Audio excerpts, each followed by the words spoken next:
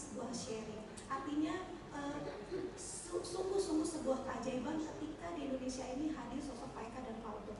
Kalau saya umpamakan dengan logam, ya uang mata uang logam itu ada yang depan dan belakang, itu kalau satunya nggak ada itu kayaknya kurang. Pak Utuh itu sebagai ikon dan Pak Eka itu yang mensupport. Jadi keajaiban pertama adalah kehadiran dua tokoh yang bersahabat ini sungguh anugerah buat catur di Indonesia. Itu yang pertama. Keajaiban yang kedua adalah keputusan mendirikan kafe. Mohon maaf Bu Nita, saya mengaitkan kafe. Jadi dulu di sini sepi ya, hanya ada gedung yang di sebelah sana itu adalah sekolah catur untuk hadiah. Lalu ada ide untuk membangun kafe. Itu sangat luar biasa. Pada waktu itu jujur ya Pak Eka, saya was-was sebenarnya. Aduh, gimana ya kafenya? Tapi ternyata singkat cerita, Bapak Ibu bisa lihat sendiri, ini menjadi ikon kafe di Bekasi. Luar biasa. Kita hadir dengan sangat spesifik. Kafe itu banyak, tetapi kehadiran kafe yang bernuansa catur dengan rasa yang sempurna. Kalau Bapak Ibu nanti bisa lihat di brosur, itu ada tagline-nya, paduan rasa dan nuansa yang sempurna. Artinya bukan hanya memberikan rasa enak, tetapi nuansanya itu spesial. Ya itu yang kedua. Jadi sesuatu hal yang menurut saya, ini sharing saya ya Bapak Ibu, kayaknya aduh gimana gitu ya. Apalagi oh ya saya belum ini yang lebih mengkhawatirkan saya ketika ada flyover dibangun di depan, itu turunnya itu ngelewatin area ini. Ini saya sempat bilang ke Pak Eka, Pak itu dibangun tapi turunnya ngelewatin, gimana ya Pak? Udah nggak apa-apa. Oh ya sudah, ya memang Pak Eka feelingnya so good banget terkait dengan bukaan ya kafe ini. Jadi ya puji Tuhan, semua hanya kemuliaan Tuhan dan semuanya, dan lagi-lagi ini adalah keajaiban Tuhan. Jadi kafenya bisa dilihat sendiri dan semoga nanti kedepannya semakin bisa menjadi berkat. Yang ketiga, keajaiban ketiga adalah maaf nih HP saya.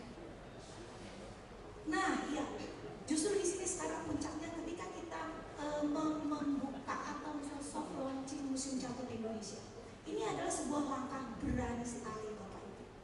Buat saya ini adalah suatu luar biasa. Jadi terima kasih Pak Eka untuk hatinya yang ingin terus, yang tidak pernah berhenti membangun catur Indonesia. Kenapa ini langkah berani? Pertama ya Bapak Ibu, ini museum. Siapa yang mau pergi ke museum? Hari gini ke museum nggak ada yang mau. Mendingan ke mall, apalagi generasi muda. Yang kedua, catur itu sangat sedikit sekali penggemarnya. Komunitasnya pun itu juga nggak banyak. Sempat teman saya ada survei itu sekitar 2 jutaan di Indonesia ini yang benar-benar senang catur. Dia waktu itu survei di Facebook 2 juta itu kan tersebar seluruh Indonesia. Jadi ini sebuah langkah besar, mungkin bisa dibilang nekat ya Pak Eka ini membangun museum catur. Tapi ya puji Tuhan, sekali lagi soli Deo Gloria, segala kemuliaan hanya bagi Tuhan. Dan Bapak Ibu bisa lihat sendiri, museum ini akhirnya sudah berdiri seperti yang ada, dan ini adalah keajaiban. Jadi ketika Pak Eka berani melangkah, memutuskan untuk membangun ini, ya nggak ada kata lain selain terima kasih Pak Eka sudah menjadi hamba Tuhan, menerima. Saya meyakini bahwa ini adalah kehendak dan rencana Tuhan untuk tidak pernah berhenti catur Indonesia ini terus berdiri dan terus berkembang dan terus maju. Dan lewat museum ini harapan kita ke depan catur Indonesia menjadi semakin lebih maju. Itu yang keempat, sedikit lagi ya Bapak Ibu. Yang namanya kehidupan itu ada up and down. Ketika proses membangun museum ini, ada 2 sahabat kita yang pergi mendahului kita, yaitu Pak Widi dan Mas Alvin. Yang namanya proses memang tidak selalu up, tapi ada juga kita berada di bawah. Dan 2 sahabat ini adalah satu kontraktor ya Pak Eka, Pak Widi, almarhum Pak Widi, dan satu lagi almarhum Mas Alvin. Kalau Bapak Ibu melihat desain grafis yang ada di sini, itu adalah karya almarhum Mas Alvin. Boleh kita berikan apresiasi. Ini adalah keajaiban yang keempat. Keajaiban yang kelima adalah banyak banget Yang kelima adalah sebentar. Iya, isi museum yang unlimited. Bapak Ibu, kalau misalnya Bapak Ibu saya bilang museum catur isinya apa ya? Apa ya, paling pion-pion. Itu saya pernah jawaban dari teman saya. Padahal kalau Bapak Ibu bisa lihat di lokasi yang lumayan besar, kalau Bapak Ibu saya share ya, ini tempat ini masih kurang. Karena ada banyak statement-statement atau cerita-cerita yang di-cut, dipotong-potong. Kenapa? Karena nggak cukup space-nya. Jadi ketika proses kita mengisi yang namanya sejarah dan banyak hal ya, perjuangan para atlet itu nggak cukup. Kalau Bapak Ibu nanti tour museum, itu juara dunia aja itu hanya di dalam TV saja. Kenapa? Nggak cukup. Padahal juara dunia itu ada banyak sekali dan pengalaman yang inspirasi itu begitu luas dan dalam. Nggak cukup Bapak Ibu.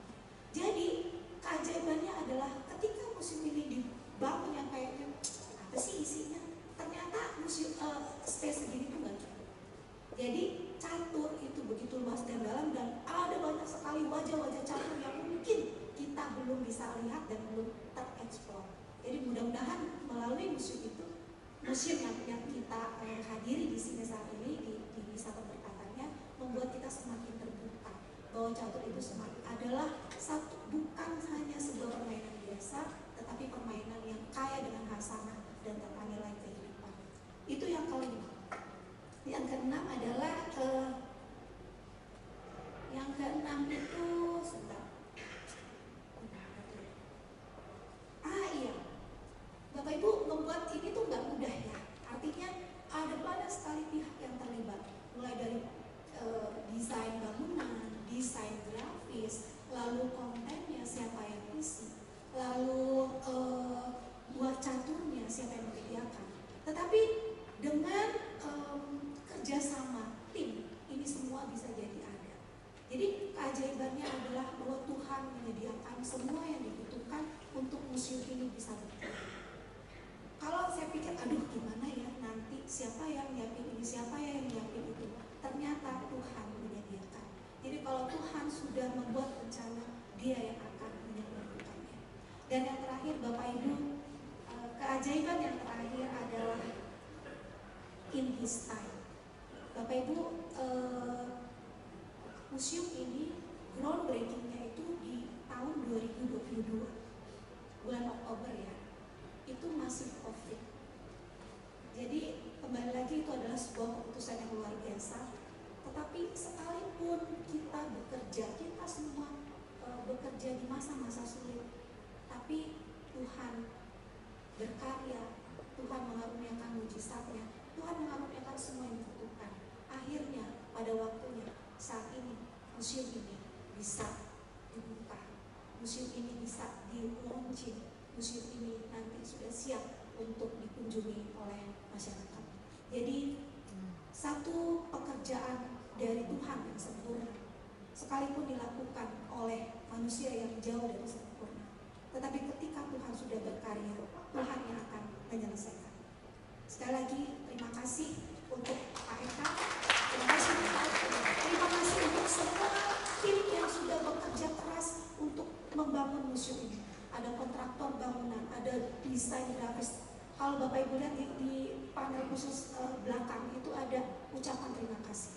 Ada sekian banyak pihak yang terlibat di dalam museum ini. Akhir kata, semoga museum ini yang sudah melalui proses panjang pembangunannya nanti akan semakin menjadi berkat bagi masyarakat Indonesia. Terima kasih sekian dari saya. Terima kasih banyak Bu Lisa atas kata sambutannya. Berarti museum ini merupakan salah satu keajaiban ya Bu Lisa untuk berdiri